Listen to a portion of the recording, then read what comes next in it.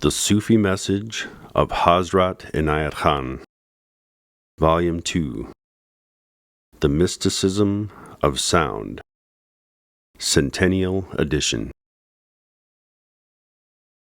The Science and Art of Hindu Music. Music, literature, and philosophy are akin to our souls, whatever be our faith or belief, or our way of looking at life. This morning our subject is the science and art of Hindu music.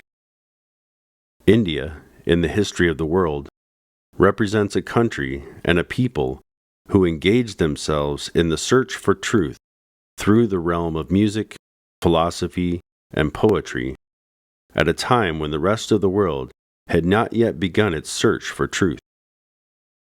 Therefore, it is necessary to study Indian music, philosophy, and poetry in order to see the foundation of words. The linguists of the day state that the Sanskrit language was the origin or mother of all language. The origin of the science of music is to be found in Sanskrit. It is an undeniable fact that not only art, but even science, has its origin in intuition. This seems to have been forgotten lately, when humanity is so busy with the search through matter. Undoubtedly, even the scientists are helped by intuition, although they may not recognize the fact. Scientists who have touched the depths will admit that science has its source in intuition. Intuition working to answer the need of mind and body, and inventing through matter things of use, and gaining a knowledge of the nature and character of things, is called science. And intuition working through the beauty that is produced in the form of line and color and the form of rhythm is called art. Therefore, the source of science and art is intuition.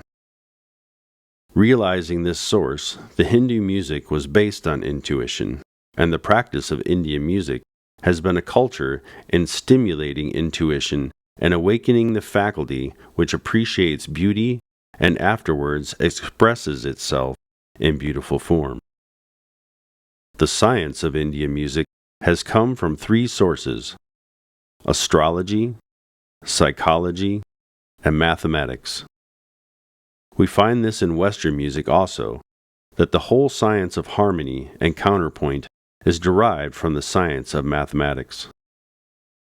And so the science of Hindu music is called by the Sanskrit word prastara, meaning mathematical arrangement of rhythm and modes. In the Indian system of music, there are about 500 modes and 300 different rhythms, which are used in everyday music. The modes of Indian music are called ragas. There are 4 classes of ragas, and one class has 7 notes, such as you have in the music of the West in the natural scale. Then there are the modes of 6 notes, omitting 1 note from the 7-note raga, that gives quite another effect to the octave and have a different influence on the human mind. Then there are ragas of 5 notes, omitting 2 notes from the scale, any 2 notes. In China, they also use the scale of 4 notes, but not in India. Some say that the origin of the scale of 4 notes or 5 notes is in the natural instinct that humans show in their discovery of instruments. The first instrument was the flute, symbolical of the human voice. It seems natural that after taking a piece of reed from the forest and making in the heart of that reed 4 holes in the places where one could naturally place the tips of the fingers, their distance apart corresponding to the distance apart of the fingertips, and then making 1 hole below, that human beings made the raga of 5 notes. It was afterwards that scientists came with the knowledge of different vibrations, but this scale comes naturally when one places the hand on the reed, and a great psychological power seems attached to it.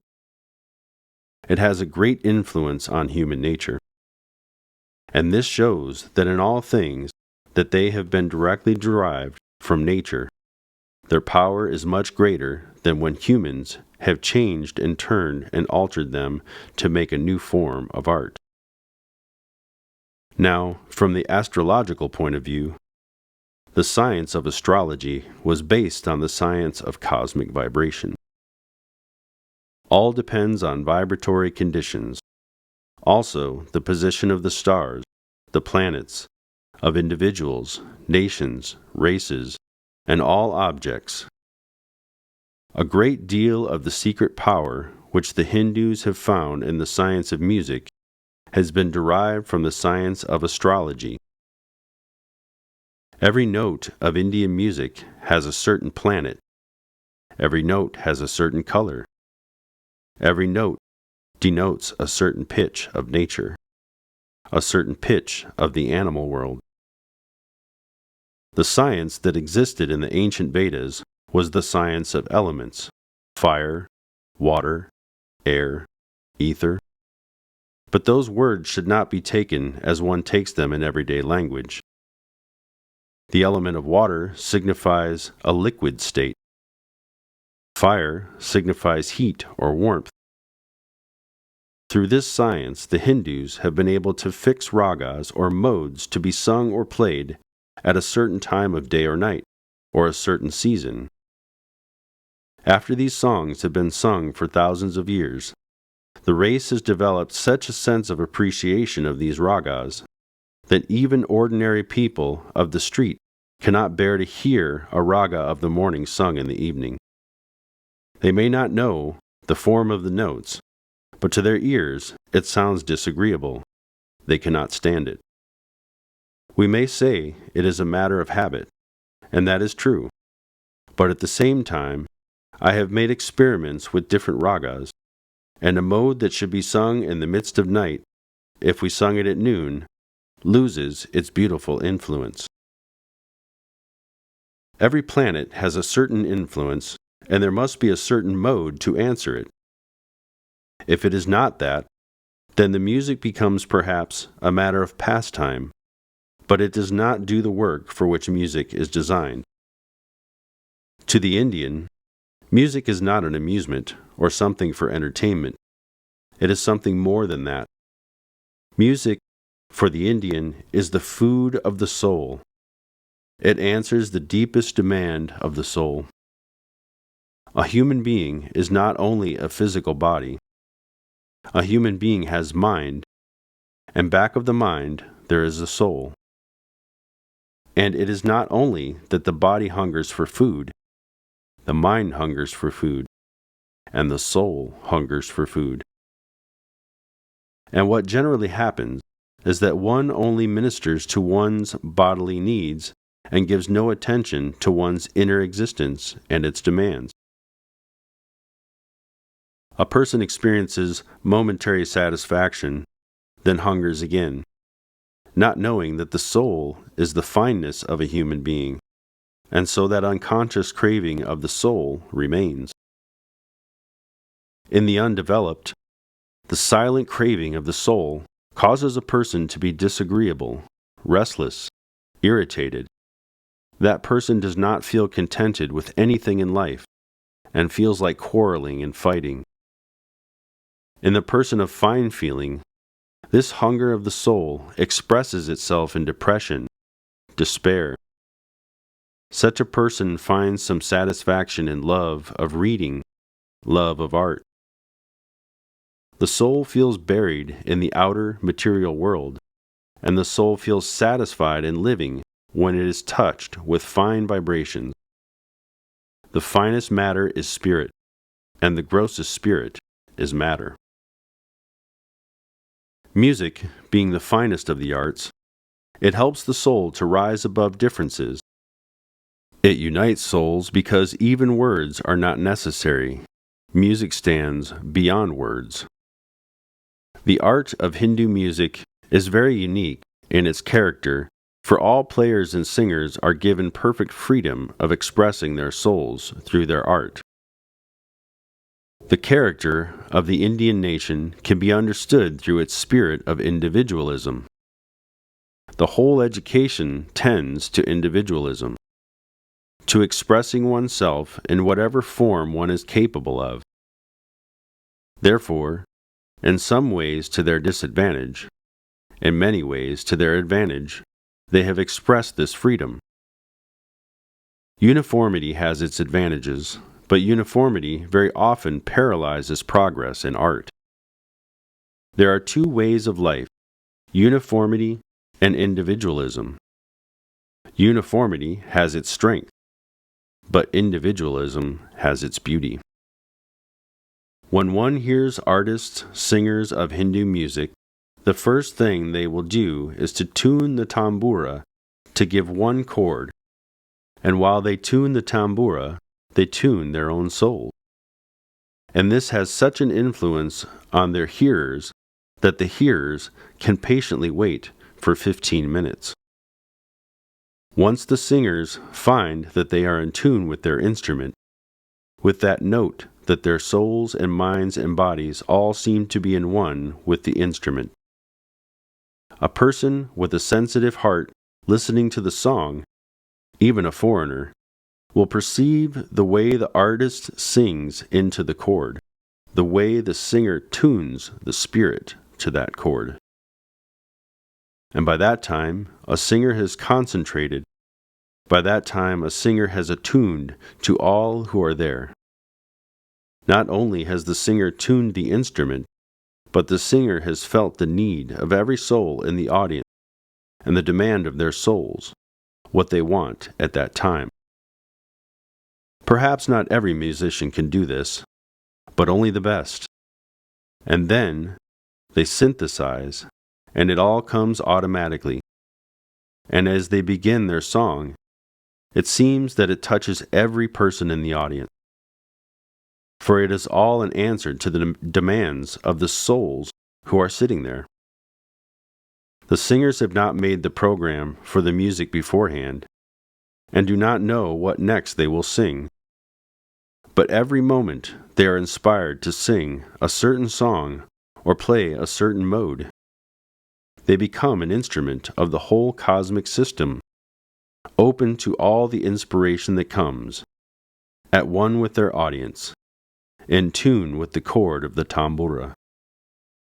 And it is not music only, but this phenomenon itself that they give to the people.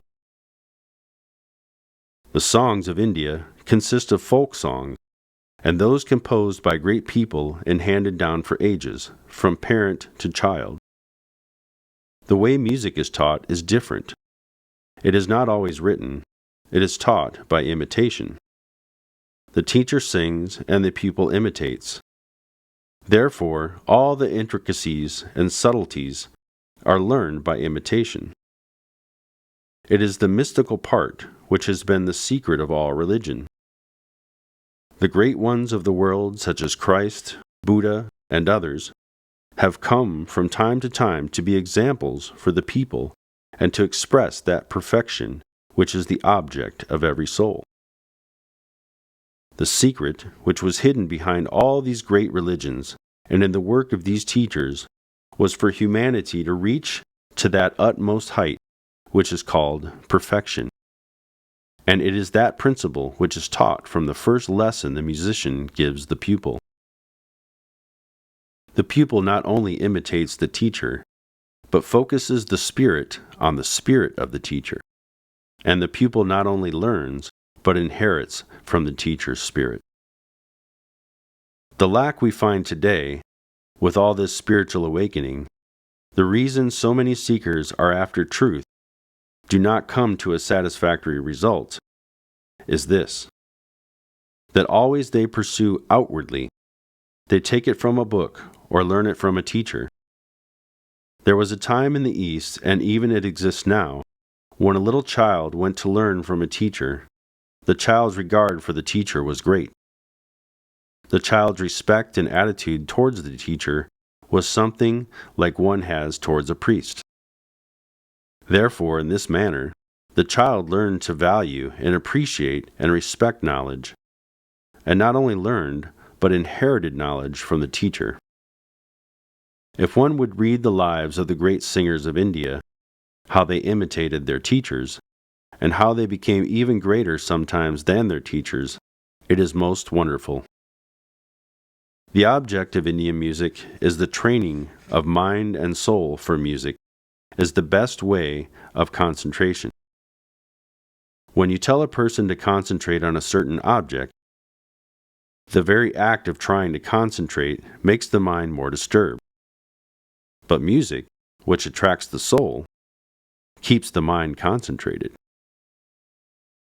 If one only knows how to appreciate it, to give one's mind to it, keeping all other things away, one naturally becomes developed in the power of concentration. Besides the beauty of music, there is that tenderness that brings life to the heart. For the fine, life in the world is very trying. For a person of fine feelings, for a person of kindly feelings, the life of the world is trying. It is jarring, and it sometimes has a freezing effect. It makes the heart, so to speak, frozen. In that condition, one experiences depression, and the whole life becomes distasteful, and the very life which is meant to be heaven becomes a place of suffering. If one can focus one's heart on music, it is just like heating something that was frozen. The heart comes to its natural condition, and the rhythm regulates the beating of the heart, which helps to restore health of body, mind, and soul, to bring it to its proper tune. The joy of life depends upon the perfect tune of mind and soul.